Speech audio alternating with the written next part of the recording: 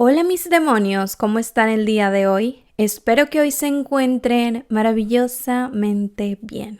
Bienvenidos nuevamente a este nuevo capítulo del podcast del terror. Como ya saben, esta es la segunda parte del relato. Así que sin más nada que decirles, vamos a comenzar con la historia. Capítulo 10. Supremacía. Se quedó boquiabierto por lo que acababa de suceder. Nunca había hablado de aquella manera, con esa voz tan atronadora, feroz, y mucho menos había dado un golpe tan fuerte en su vida. Parecía sobrehumano. Se sintió poderoso. Notaba algo en su interior que le hacía estar por encima de todo, de todos. También se sentía furioso, aunque no sabía muy bien por qué. Ya no recordaba lo que le había hecho al anciano. Decidió usar su fuerza para seguir sembrando el caos en el pueblo, sumido en hecatombe, como venganza por su muerte. De pronto se paró en seco, después de haber estrangulado con una mano a un joven, y pensó por un momento en lo que estaba haciendo. Miró la cara del joven, un chico apuesto que intentaba subsistir en esa jungla de pesadillas. No entendía por qué estaba haciendo todo eso. Lo que al principio sentía como rabia, ahora se había esfumado. No le importaban para nada las muertes que acababa de perpetrar, pero tampoco le hacía ilusión seguir con ello. No sentía lástima ninguna, aburrimiento, no sentía nada y no sabía qué hacer. ¿Cuál era el siguiente paso a seguir? No lo encontraba. Capítulo 11. Quiero algo tuyo. Pasó una semana. Natas estaba cada vez más irascible. La gente había enterrado a los muertos que él había asesinado días atrás. Curiosamente, nadie se había atrevido a acercarse a la puerta de su casa, aunque él esperaba que ocurriese como la primera vez que le condenaron. Sin embargo, nadie había aparecido por allí. El ama estaba cada vez más desmejorada. Poco quedaba ya de la mujer que llegó y salvó el pueblo una vez. Se marchitaba más y más con cada paso del día. Ahora, su único afán consistía en amar a Natas por encima de todo. Se había olvidado de la gente, de las enfermedades, del pueblo entero. Su vida se centraba en Natas. Esto lo sacaba de quicio, ya que su amor por ella se había extinguido. Solo era un recuerdo doloroso en su mente. No podía con esta situación. Se sentía extraño, vacío, sin sentimiento hacia nada. Era lo peor que había sentido en su vida, la nada. Ni un mísero sentimiento, ni sensación hacia nada ni nadie, ni dolor por nadie, ni afecto, consuelo, ni siquiera amor. El ama enfermó, ya casi no se levantaba de la cama. Natas había traído a un curandero del pueblo porque creía que era lo que tenía que hacer, no porque quisiera hacerlo. El curandero le había dicho que la vida estaba abandonando al ama, como las gotas de agua se escurrían entre los dedos. Entonces Natas recordó la conversación con aquella voz tan misteriosa y atronadora, aquella en la que vendía su alma y su amor a alguien a cambio del amor de el ama. De pronto, esa voz volvió. Se manifestó igual que lo había hecho la otra vez. ¿Qué te ocurre? ¿Acaso no es esto lo que querías? No, no a este precio.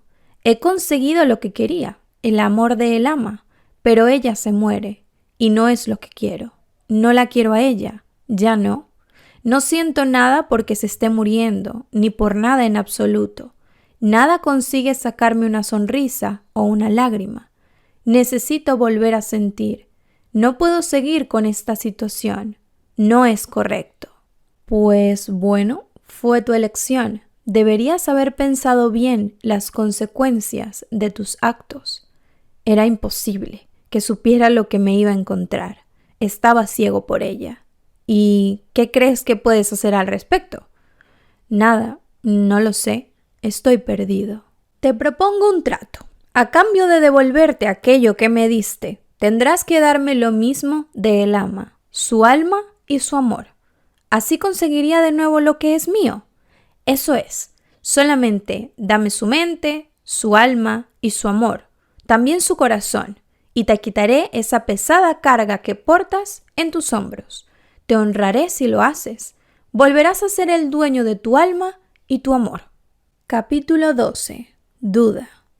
Natas no sabía qué hacer. Todo era muy confuso. Por un lado, sabía que el ama estaba muriendo, la que había conseguido traer vida al pueblo de nuevo, pero que él mismo había echado por tierra su trabajo, negociando por su amor. Por otro lado, él quería recuperar lo que era suyo, y se le acababa el tiempo para decidirse. Si el ama fallecía, ya no podría volver a tener su amor y su alma. El tiempo se escapaba. Capítulo 13. Fuga. Hazlo ahora. Me canso de esperar a que tomes una decisión. Con todo lo que he hecho por ti, de verdad que eres patético. De repente, Natas se despertó sobresaltado por aquella voz que escuchaba por tercera vez en su vida. Se levantó rápidamente de la cama y se dirigió hacia la cocina. Sin saber muy bien cómo había llegado hasta allí, el cuchillo que había matado a jóvenes y niños estaba en su mano. Una mano temblorosa, huesuda, pero decidida. Se encaminó hacia donde dormía el ama. Se subió encima de la cama, de rodillas, rodeando el cuerpo de ella, tumbado por supuesto, con el cuchillo fuertemente sujeto, con las manos y en posición de descenso mortal. De pronto el ama abrió los ojos y ocurrió algo que él no esperaba. El ama habló. Adelante, si es lo que quieres. Natas se quedó boquiabierto. No sabía que el ama pudiera hablar. Nunca la había visto hacerlo. No es lo que quiero, es lo que necesito. Vamos, ¿a qué esperas? Pero tarde o temprano acabarás haciéndolo. Sabes que lo harás. Hazlo de una vez, por favor. Natas temblaba de pies a cabeza. El cuchillo se zarandeaba peligrosamente por encima del pecho de ella. El sudor recorría su rostro y su espina dorsal. Ella se mantenía tranquila, inmóvil, esperando el momento con una media sonrisa de complicidad. Era increíble hasta dónde podía llegar por él, por el amor que sentía por Natas. De repente, el cuchillo descendió en picada hacia el ama con una rapidez pasmosa y se clavó en el colchón, muy cerca del cuello de la joven. Se levantó rápidamente y salió corriendo de la casa. Capítulo 14. Natas siguió y siguió corriendo hasta salir del pueblo. Cruzó el río lleno de fango y se internó entre los campos. No tardó en perderse. Nunca se había alejado mucho de su casa, y el lugar que se abría ante sus ojos le resultaba demasiado igual, mirase hacia donde mirase. Los campos fueron dejando paso a un terreno árido, cada vez con menos vegetación. Seguía corriendo, mientras sus pensamientos se centraban en lo que había pasado en casa con el ama. Había estado a punto de matarla. Quizás debería haberlo hecho. No había podido. En su lugar, había escapado como siempre había hecho cuando algún problema le afectaba directamente. Era muy egoísta. De repente se dio cuenta de que empezaba a cansarse de correr. Llevaba horas sin parar. Natas no era una persona que estuviera en forma, ni mucho menos. ¿Cómo había conseguido correr durante tanto tiempo? Ni siquiera para una persona con una complexión atlética habría sido posible aguantarlo. Natas estaba abatido. Nunca se había sentido tan cansado. El sudor recorría el cuerpo de arriba abajo. Las piernas le pinchaban a cada paso, así que decidió buscar un sitio donde cobijarse y descansar. Pero también estaba sediento. Había perdido mucha agua en todo el trayecto. Deambuló por el páramo yermo donde se encontraba, buscando un río, una charca, pero en ese lugar no existía más que tierra desnuda, roca y calor, hasta que cayó rendido. De pronto, algo lo despertó. Alguien le golpeaba con un palo como si estuviera comprobando si estaba muerto o solamente yacía inconsciente. Debajo de un sol de justicia, fue abriendo los ojos y vislumbrando a la persona que tenía enfrente. Se trataba de un viajero del desierto.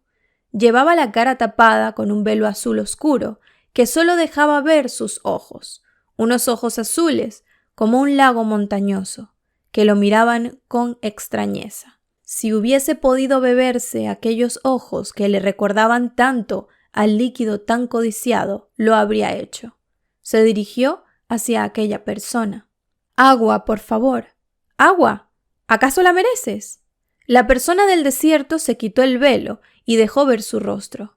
Era una mujer de unos 25 años, con la tez color tierra mojada y con una cabellera larga, negra y lisa, con una cara redonda y una nariz puntiaguda y corta. «Por favor, te lo suplico». «Y yo te repito, ¿te lo mereces?» «No se trata de merecerla o no. ¿Qué más quieres que diga? Voy a morir de deshidratación». «Lo dudo. No tengo nada que ofrecerte. Vengo desde muy lejos y estoy perdido. No sabes el infierno que he pasado. Este lugar solo es la punta de la llama que acabará conmigo. Lo anterior fue mucho peor». «Responde a mi pregunta, y quizás consigas lo que quieres». «Por supuesto que la merezco, a no ser que seas la típica persona que no ayuda a un necesitado». «No se trata de mí, sino de ti. Ayudo a los que se merecen ser ayudados. Te vuelvo a preguntar, ¿mereces mi ayuda?» Natas no sabía qué decir para conseguir siquiera un sorbo de agua que le ayudara al menos a seguir su camino y salir de aquel desierto. El calor era asfixiante. «Dime al menos tu nombre». «Soy Maapayo». El tiempo siguió pasando. Maapayo miraba a Natas, que estaba tirado en el suelo con la cabeza apoyada en una piedra, y éste se extrañaba de que la mujer del desierto se hubiese quedado mirándolo de aquella manera. Sus ojos no se separaban de él. No entendía qué hacía allí. Si quería robarle, podría hacerlo ya mismo. No se sentía con fuerzas para oponerse. Pasaron horas así. Natas cada vez tenía más y más sed. No sabía cuánto tiempo llevaba así. Le parecía una eternidad. Sin duda, su fin se acercaba. Se quedó dormido y cuando despertó, Maapayo seguía en la misma posición, impasible, mirándolo fijamente, esperando algo, quizás su muerte. «¿Sabes? No la merezco». «¿Cómo dices?» «No merezco tu agua, ni nada que me puedas ofrecer, de ti ni de nadie». «Nunca me he preocupado por nadie, así que nadie debería preocuparse por mí». «Te equivocas. Sí te has preocupado por alguien». «No. Si lo hubiese hecho no estaría en esta situación. Si no hubiese sido tan egoísta». «Ea. Sí, he sido un egoísta. Tengo todo lo que merezco. Nada. Por fin te has dado cuenta de ello. Ten, aquí tienes». Le dio una bota llena de agua fresca a Natas y antes de que éste pudiese quitar el tapón e hincharse el estómago, Maapayo desapareció, como si una ola de aire caliente la hubiese desmaterializado en polvo y esparcido por todo el desierto. ¿Cómo podría estar el agua fresca si llevaban horas y horas debajo de un sol abrasador?, se preguntó Natas antes de ponerse a beber como un loco. Capítulo 15. Bessie. Natas prosiguió su camino, aquel que había tomado días atrás y que no sabía dónde le conduciría, sin rumbo fijo, pero en busca de agua, ya que la bota se había terminado. El agua le había dado fuerzas renovadas y aunque se sentía agotado, le quedaban fuerzas para seguir andando. Después de llevar unas horas andando, vislumbró a lo lejos un bosque enorme que se extendía a lo largo de todo el horizonte, como si de repente los árboles hubiesen decidido terminar con el desierto. Le costó un tiempo llegar a él, y para cuando se adentró ya era la noche cerrada. Pensó que si había vegetación, habría agua por algún sitio. No tardó mucho en reconocer el ruido de un río que pasaba muy cerca de donde él estaba. Cuando llegó a él, se adentró hasta que el agua le cubría las rodillas y se dejó caer con las manos delante. A medio metro de él, la orilla terminaba. A pesar de estar oscuro, solo bañado por la luz tenue de la luna, podía apreciar que era un cambio muy brusco entre lo que cubría la orilla y un poco más adelante. Se remojó todo el cuerpo, sucio y ardiente por el sol que había soportado unos kilómetros atrás. Llenó la bota y la tiró a la orilla para que no se fuese río abajo. Metió la cabeza en el agua. Le sentaba tan refrescante que se habría pegado horas ahí dentro. De pronto, una mano lo agarró por el cuello y lo sumergió en la oscuridad del río. Algo tiraba de él. Alguien lo arrastraba hacia las profundidades. Natas intentaba luchar, escaparse, pero el brazo que lo agarraba no se movía ni un ápice. Tampoco podía ver el cuerpo que lo empujaba al fondo del río. Entre la oscuridad y las burbujas que brotaban de su boca era imposible. El descenso a las entrañas de las aguas pareció eterno, pero de pronto cesó.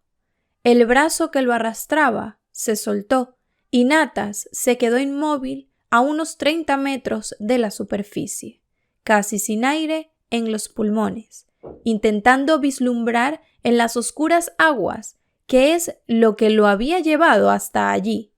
De repente, una figura de una mujer se acercó a él, casi sin ropa. La mujer tapaba sus partes íntimas con trozos largos de tela blanca, que a duras penas se sostenían en su cuerpo. Su pelo era largo y ondulado, de un color castaño. Le envolvía la cabeza para luego despegarse e irse hacia atrás conforme el fluir del agua venía. De pronto, una voz en la cabeza de Natas apareció. ¿Sabes qué haces aquí? Morir ahogado, supongo. Bueno, eso depende de ti. No exactamente. Tú eres la que me ha traído hasta aquí, así que más bien depende de ti el que yo vaya a morir. Déjame decirte que algo que ya ha muerto no puede volver a morir. Entonces, ¿qué hago aquí? ¿Qué sientes en este lugar? Siento que me estoy ahogando mientras hablamos. No he expresado bien mi pregunta. ¿Qué te inspira este lugar? Oscuridad, miedo. Eso es demasiado superficial. No sé a qué te refieres. Estoy a muchos metros de profundidad manteniendo una charla con una persona que parece poder respirar bajo el agua. Todo está oscuro, siento cómo el oxígeno de mis pulmones se termina. Natas, estás aquí por algo. ¿Cómo sabes mi nombre? Sé más de lo que piensas sobre ti. ¿Y cuál es el tuyo? Mi nombre es Hoki. Pues lo siento, Hoki, pero no sé qué hago aquí, ni sé responder a tu pregunta. Piénsalo, antes de que tus pulmones se llenen de agua. Natas estaba pasándolo mal, muy mal, se ahogaba, no sabía cómo seguía resistiendo debajo del agua, parecía sobrehumano. Pero el sentimiento de ahogo sí lo tenía, y su cuerpo empezaba a convulsionar. Se puso a mirar hacia todas partes. Solo veía oscuridad hacia los lados, hacia el fondo, y claridad en la superficie. No escuchaba nada. Todo fluía muy despacio allí abajo, como si el tiempo fuese a la mitad de la velocidad normal. Se giró hacia Hoki. Este lugar me transmite tranquilidad y paz. A pesar de ser oscuro y tenebroso, de ser una trampa mortal para cualquier ser vivo, tiene una belleza inigualable. De repente, el río se encendió. Miles de luces de todos los colores dejaron ver toda la fauna y flora que albergaba en su interior. Natas se quedó maravillado con aquella imagen. Hasta en los lugares más oscuros y terroríficos podemos encontrar paz, calma y belleza. Solo hay que saber encontrarlo. Así pasa con todo y con todos. Espero que tu camino sea el adecuado, Natas. De repente, la corriente lo empezó a ascender hacia la superficie, como si alguien mandara sobre ella. Miró hacia abajo y vio a Hoki nadando tranquilamente en círculos. Todas las luces del río iban apagándose poco a poco, hasta que salió a la superficie. Cogió una bocanada de aire que hinchó sus pulmones y para cuando quiso volver a mirar al fondo, todo se había apagado. Oscuridad, una oscuridad temible y preciosa a la vez. Capítulo 16. Ilma. Al principio no se percató, pero después de salir de la superficie se encontró en un lugar que no recordaba. El río se había convertido en un enorme lago de un color azul oscuro, flaqueando por montañas de picos elevados, puntiagudos y pintados de blanco nieve. Una brisa suave acariciaba su rostro, que sobresalía del agua.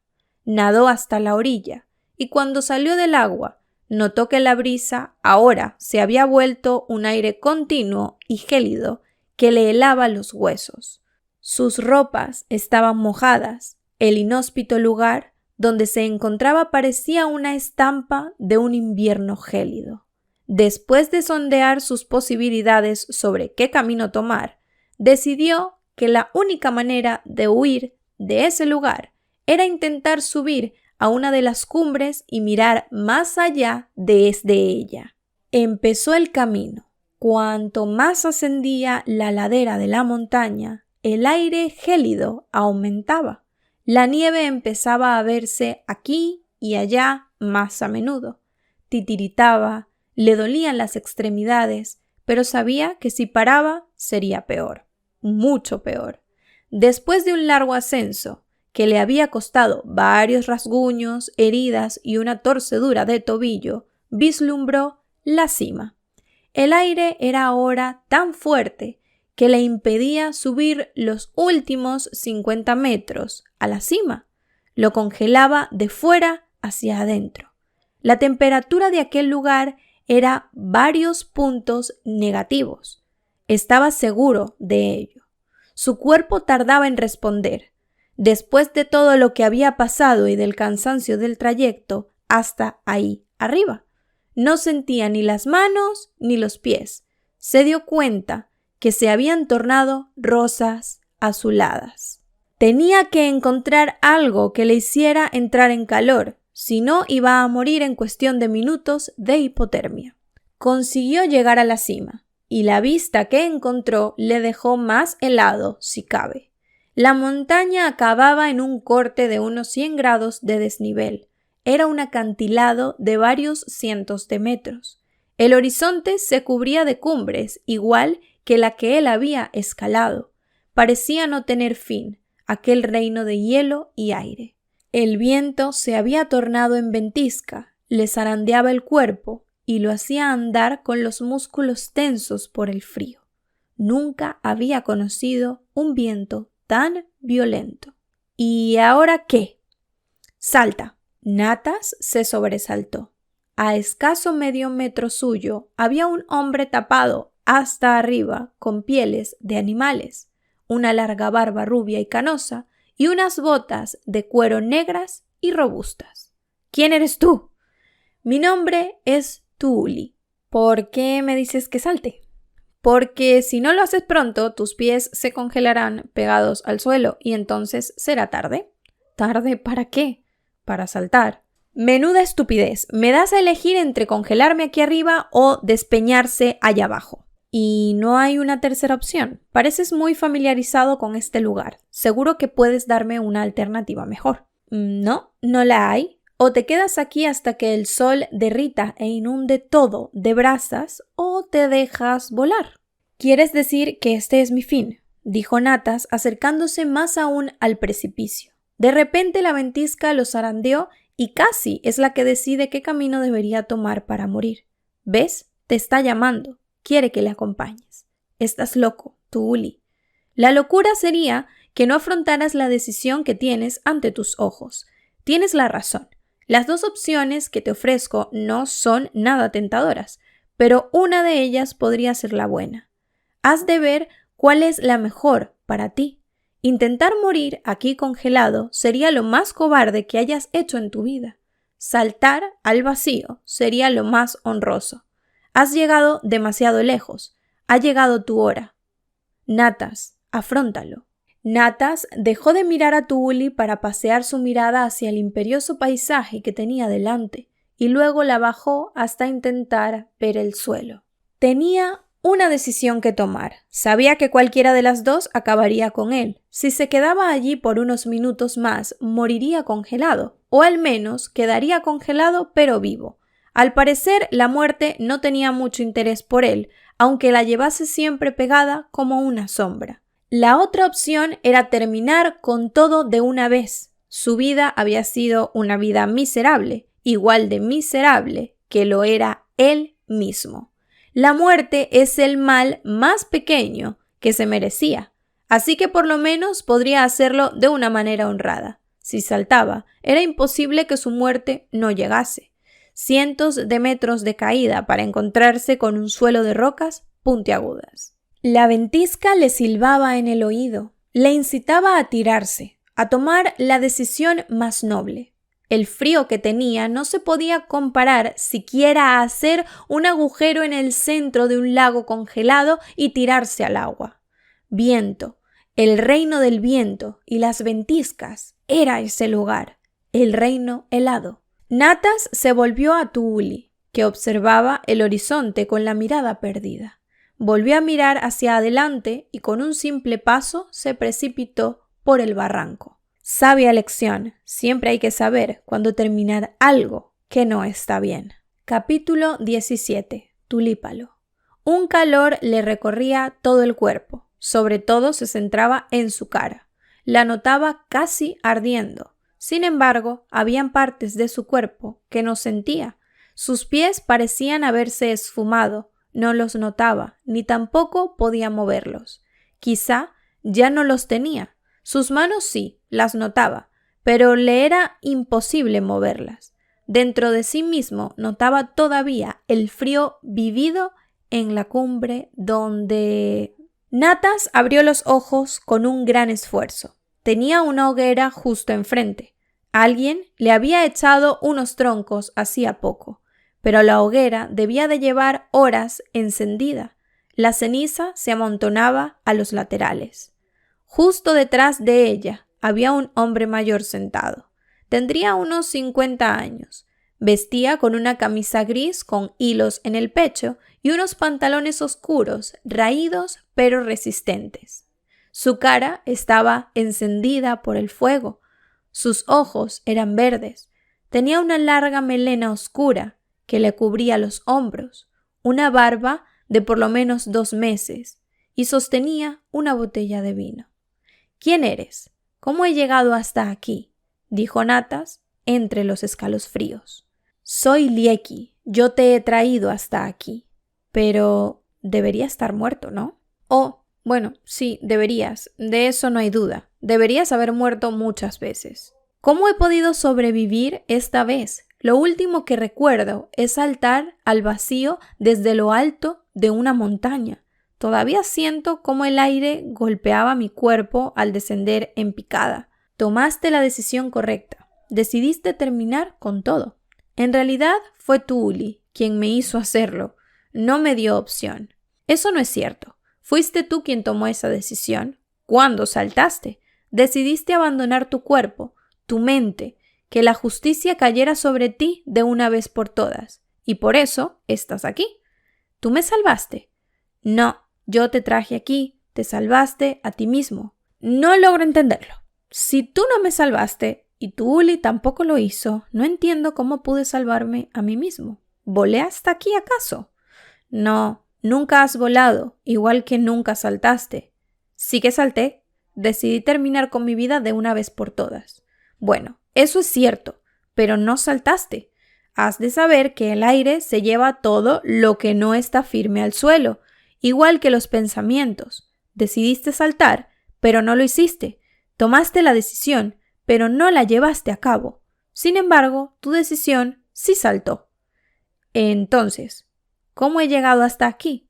Todo esto es muy extraño. Debería estar muerto. 1000 veces muerto, pero no lo estoy. Es como si tu hora no hubiese llegado. No todavía, al menos. ¿Y cómo puedo saber cuándo llegará mi verdadera muerte? Lo sabrás cuando llegue el momento. No te preocupes por eso. Todavía tienes cosas que hacer. Ahora debes descansar. Tu cuerpo no se ha recuperado del frío que has pasado ahí fuera. Tardarás unos días en volver a la normalidad. Natas cayó dormido de nuevo. Tuvo un sueño muy extraño. Se veía a él mismo tirado al lado de la hoguera, pero el habitáculo en el que se encontraba estaba completamente en llamas. Las paredes, el suelo, el techo, todo menos él. Las llamas guardaban una distancia corta con la silueta de su cuerpo. Lieki seguía en la misma postura en la que se lo había encontrado la primera vez que había despertado. Él también estaba envuelto en llamas. Parecía no importarle. Era como si no se diese cuenta. Cuando despertó, todo seguía igual. El fuego seguía encendido, Lieki seguía en la misma posición y Natas se encontraba un poco mejor, pero todavía estaba demasiado débil como para levantarse. Lieki, tú pareces un hombre sabio. Dime cuál es mi siguiente paso. ¿Qué he de hacer cuando me recupere? Mi mente me pide a gritos que acabe con esta vida tan agónica, pero los últimos días me hacen ver que no es el momento. Siento como que queda algo por hacer, pero ¿cómo puedo saber qué es? ¿Qué piensas al respecto de tus últimos días? Respecto al viaje que tomaste. Pienso que ha sido una completa locura. Tan irreal y verdadero a la vez. Me han pasado cosas de todo tipo. He podido morir varias veces. Me he encontrado con personas muy extrañas que me hablan como si me conociesen mejor que yo a mí mismo. No dudes de que te conocemos mejor que tú a ti mismo. Háblame de ellos, de nosotros, esos personajes tan extraños con los que te has cruzado. ¿Todos os conocéis? Por supuesto, desde hace muchísimo tiempo somos hermanos. Hermanos, no os parecéis en nada, al menos en el aspecto físico. Es más, sois muy diferentes cada uno. Arena parecía una nómada del desierto, mientras que Hoki podía respirar debajo del agua. Tuuli parecía un bárbaro de las montañas. ¿Y tú? Así es, somos muy diferentes entre nosotros, pero eso no quita que seamos hermanos. Procedemos de la misma madre. Ella sola nos concibió, nos crió y nos enseñó. Nos hizo a cada uno de una manera especial. Seguro que habrás notado lo que nos hace especial a cada uno. La verdad es que sí he notado que los 4 no sois normales, que tenéis algo especial, una serie de poderes ocultos o algo por el estilo, pero no sé quiénes sois. Nosotros somos los 4 elementos que crean la vida. Arena es el elemento tierra, por eso la encontraste en el desierto. Ella es la materia donde crece la vida, a veces de forma descontrolada, otras veces casi imperceptible. Hoki es el elemento agua, de ahí que pueda respirar en ella. Hoki es el agua del mar, de los ríos, de los lagos, de la lluvia. Gracias a ella la tierra bebe y se nutre. Tuuli es el elemento aire, por eso lo encontraste en la cima de la montaña y te invitó a saltar. El aire es el motor de reproducción de la vida y yo soy el elemento fuego. Ah, ya entiendo por qué tuve aquel sueño en el que todo este lugar estaba en llamas, incluido tú. Un sueño bastante acertado, la verdad. Entonces, ¿tú eres capaz de controlar el fuego? Eso es. Aunque no lo parezca, el fuego purifica, crea vida, aunque también la destruye. En tu caso, la mantuvo viva. Impidió que murieras congelado. Ah, ahora que sé quiénes sois, mi pregunta es, ¿por qué me encontré con vosotros? Digamos que era lo que tenía que pasar. Necesitabas este viaje así como el que encontrarte conmigo y con mis hermanos para dar el siguiente paso. Estoy seguro de que este viaje te ha cambiado. Sí, sí que lo ha hecho. Gracias a ti y a tus hermanos me he dado cuenta de los errores que cometí en el pasado. Ahora entiendo todo. cada elemento que he ido encontrando me ha ido dando una elección. Arena, por ejemplo, no consintió darme ni un sorbo de agua hasta que respondí a su pregunta sobre si merecía que me diese agua. Me costó un tiempo darme cuenta de que realmente no merecía ayuda de nadie, ya que yo nunca la había brindado. Curiosamente, así sí conseguí el agua. Por decirlo de alguna manera, me juzgué a mí mismo. Hoki me enseñó que no todo lo que da miedo o asusta es malo. Hasta en lo más oscuro de nuestro ser hay cosas buenas. Solamente se trata de potenciar tu lado bueno o malo.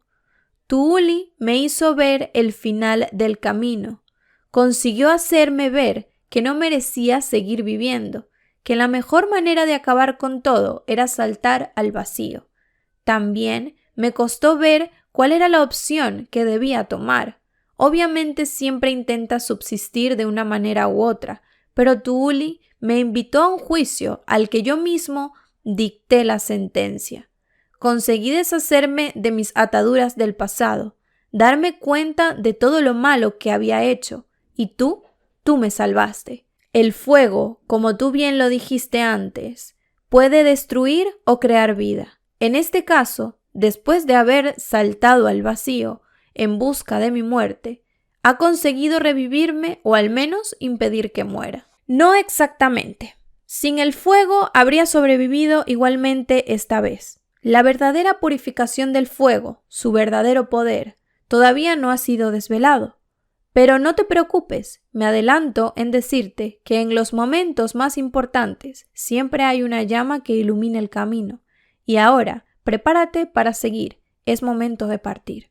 Capítulo 17. Regreso al pasado. Natas salió de la cabaña y se sorprendió al encontrarse en su pueblo. Miró hacia la cabaña y en vez de ella se encontró con la puerta de su propia casa.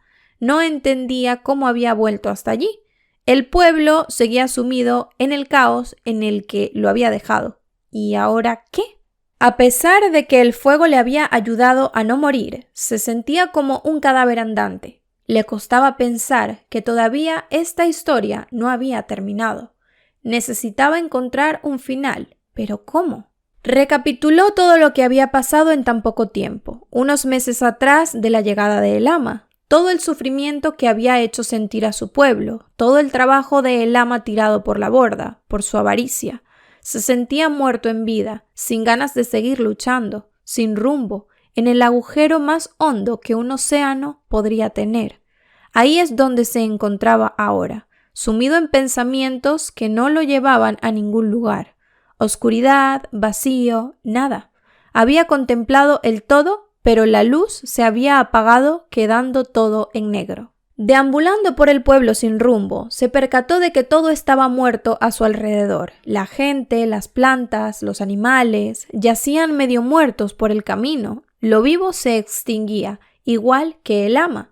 De pronto se encontró con un brote verde, una pequeña plantita recién nacida, justo debajo de un gran árbol llamado el árbol de la sabiduría, antaño, lleno de ramas florecidas, gruesas, largas como sus raíces, que albergaba a todo tipo de aves e insectos, un oasis de vida en flor en el pasado. Se quedó mirando el brote, tan verde y luchando por su vida, rodeado de muerte y pensando en vivir. No le importaba a su alrededor ni lo que había pasado a su progenitor, el árbol de la sabiduría, puesto que él era ahora ese mismo árbol y lucharía aunque todo estuviera en su contra. Entonces se dio cuenta de que la elección de sentir o no hacerlo, de amar o no amar, de vivir o de no querer la vida, era de uno mismo, y que nada ni nadie podía quitarte ese instinto primordial.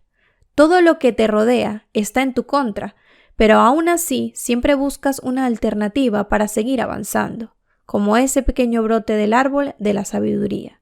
Esta reflexión le hizo darse cuenta de que en su pacto con el diablo no era más que meras palabras, que seguía siendo dueño de su amor y su alma, si él quería. Empezó a sentir por todas esas almas en pena que lidiaban con la peor de las situaciones, que morían de hambre, de enfermedades, empezó a sentir pena y lástima por todos ellos y sobre todo empezó a sentir por el ama, por todo lo que le había hecho, por en lo que le había convertido, arrebatado. Se dio cuenta de que lo único que podía hacer para enmendar su error era convertirse en ella, en el ama, en la vida, y traerla de vuelta a su pueblo. Salió corriendo hacia su casa, donde yacía el ama, a punto de caer en un eterno sueño. Cuando llegó, se sentó al lado de ella, acostada en la cama, y la miró con adoración, sabiendo que su momento había llegado. No aguantaba más en ese cuerpo. Debía dejar marchar después de haber dado todo de ella misma. Natas se acercó al oído de ella y le dijo en voz muy baja, sensible, tierna, pero contundente: «Yo seguiré tu camino, tu vida no será en vano, ni nunca desaparecerá, puesto que la llevaré dentro de mí, como mi amor por ti, así como tu alma.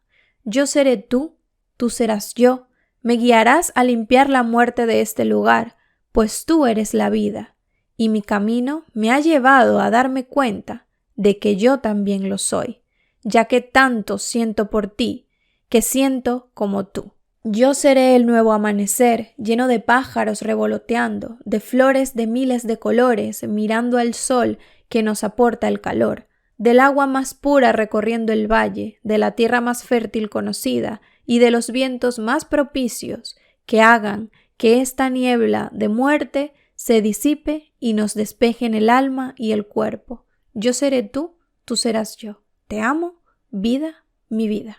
Capítulo 18. Vida. El ama moría lentamente con cada palabra que Natas le susurraba al oído. Con cada frase se iba meciendo más y más en las tinieblas, agotando cada trocito de vida que le quedaba, marchitándose, hundiéndose, convirtiéndose en polvo. Pero su cara, su preciosa cara antaño, ahora desmejorada, y su boca, sus finos labios, denotaban paz por fin, después de tanto sufrimiento. Al mismo tiempo, Natas iba recibiendo todo el poder de la vida de el ama y notaba cómo su cuerpo se convertía en una especie de recipiente de ésta, tanto así que pensaba que no podría aguantar tanto dentro de sí mismo. Las palabras de Natas acabaron y con ellas la vida de el ama, y junto a su fallecimiento, Natas se convirtió en el portador de vida que necesitaba el universo. Sintió dentro de él fuego, agua, viento y tierra, sus hijos tan amados, y juntos trajeron de vuelta a la vida a todo el pueblo, al igual que hizo en su momento el ama. Les voy a decir ahora unos datos de interés que están aquí apuntados. Natas, escrito al revés, sería Satán, haciendo alusión al demonio. El ama es en finlandés vida, representa a la vida misma. Los 4 elementos son Tuuli, viento, Lieki, fuego, Maapayo, arena, tierra, Vesi, agua y Hoki, río. Natas se da cuenta de que él mismo ha pasado por todo para convertirse en la propia vida. Me gustaría saber qué tal les pareció el relato, si les gustó, déjenmelo saber allá abajito en los comentarios. Y bueno, también les voy a dejar un PDF descargable allá abajito en la cajita de información por si se lo quieren leer. Les mando muchísimos besos y nada, ya saben que nos vemos en otro video.